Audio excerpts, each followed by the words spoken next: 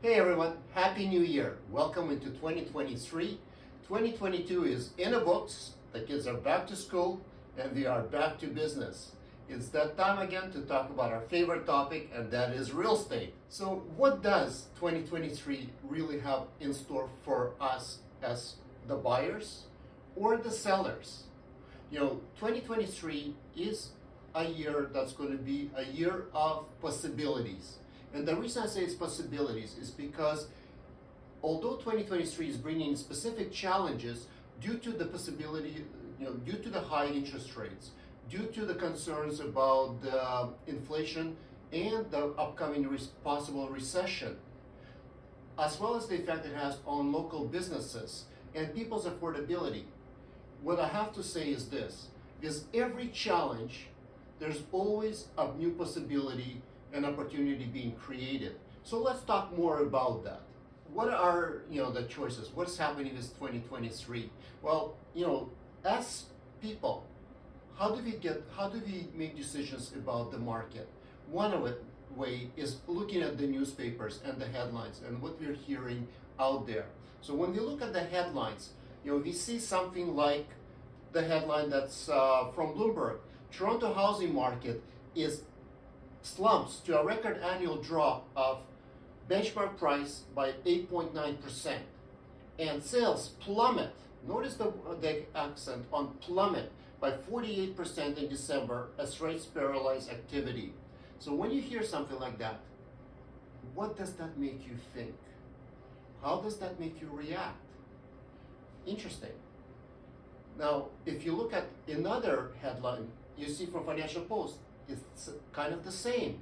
It says that the benchmark price down by 8.9%, and the Toronto housing market ends year with a whimper. Whimper. What's your impression? But then we look at the Toronto Real Estate Board, and although they outline different stats, one of the stats that they outline is this: year-to-year average price, 2021 to 2022. The price for 2022 is up by 8.6%. So let me ask you, are the benchmark prices are down by 8.9% or the average price is up by 8.9%? Well, so who do we believe? I think my point would be very simple. Instead of buying into headlines and statistics, let's buy into economic conditions and solid business sense. So another headline that just came out is that tells us that tens of thousands of Canadians could default on mortgages due to rising interest rates, bank CEO says. Interesting. I think, when you hear something like that, should you be worried as a seller and as a buyer? On top of that, another statistic that we're seeing, and which is a realistic statistic, is that the business insolvencies in Canada in the last 12 months are actually on the rise. If you look at the chart, we can actually see that it is kind of going back up to closer to 3,500. Now, what's interesting is this: why is the insolvencies on the rise? Well, one of the reasons is the interest rates, because the cost of financing of the business and operation is causing people some challenges. Now, having said all this, let's look at the actual economic conditions that were a report that we're getting for the last quarter, and that is what we get is this: the real GDP growth is actually down to 2.9%. So should we be worried? I think this is actually good news, and I'll explain why. Although the GDP is down, which means there's been less spending, the question then is, if that's the case, does that not takes the pressure off the inflation? But at the same time, it's still a positive growth. That means we are not heading into a recession, because recession happens when there is a continuous negative growth. Well, we're not there yet. Unemployment rates are up to 6.3%, to actually 6.3%. Well, is this a reason for concerns? I believe not, because we are up, although it is up from 5.7. What I want to bring your attention to is this: both rates from the last report and this report are actually still historically low. At this rate, the employers are challenged to hire people and maintain the employment levels and having their businesses staffed properly. So an increase in unemployment may be a good thing because now it's going to give the employers a bit more people to choose from and may keep the competition on wage hikes down, which may cause the inflation rates to come down. And no surprise, speaking of the inflation rates, we are actually, for the first time, we are actually showing that the inflation rate is at 6.8%, which is a downslope, which is perfect. That's what we wanted to see, because it was the upslope that caused the Bank of Canada overnight rate to go up. So this, no surprise, the Bank of Canada overnight rate is at 4.3%, is the highest it's ever been. Yes, it has. But on January 25th, you're expecting another announcement. Given all the conditions, the declining GDP, the rising unemployment rate, the declining inflation, is there a chance that the next increase is going to be actually 0.25% instead of a 0.5 or 0.75? And if it's a lower amount, what message does it send to the consumer? And or maybe what if it's a freeze? Would it not bolster consumer confidence? And in fact, if you look at the Bloomberg report, you'll actually see that the consumer confidence since September has been on the rise when it comes to the real estate market. Interesting. One of the reports that we're seeing is that says that if the rates actually going to start coming down, we should be expecting more REITs coming in and investing back into Canada. Well, a REIT is a real estate investment trust created for investments into Canadian real estate. What is it that they're seeing that they're coming back that we are missing? Because here's the part, if you're just buying into the headlines that the market is down, the sales are down, the prices are plummeting, is your reaction to basically stop your buying? And if that's what you do, might you be missing the opportunities?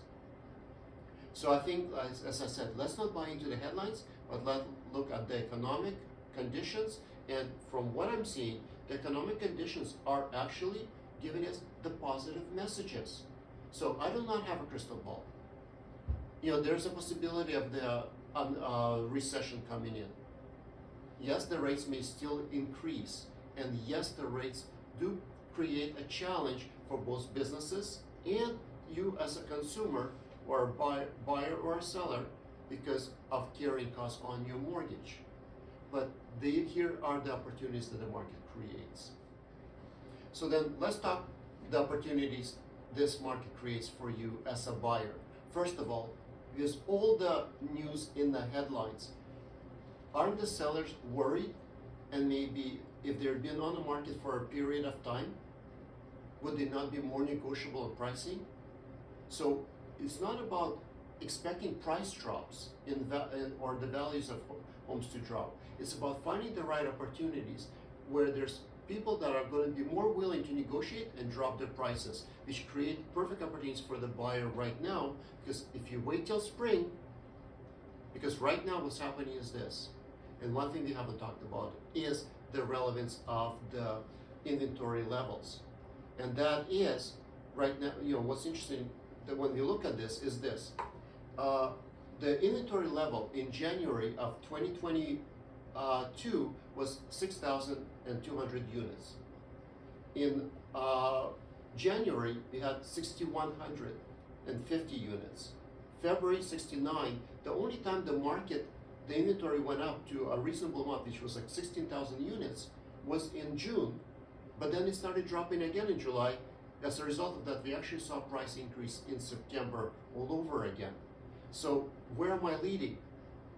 With current inventory levels of 7,300 units or 7,396 units, doesn't that look very similar to what happened last January in 2022?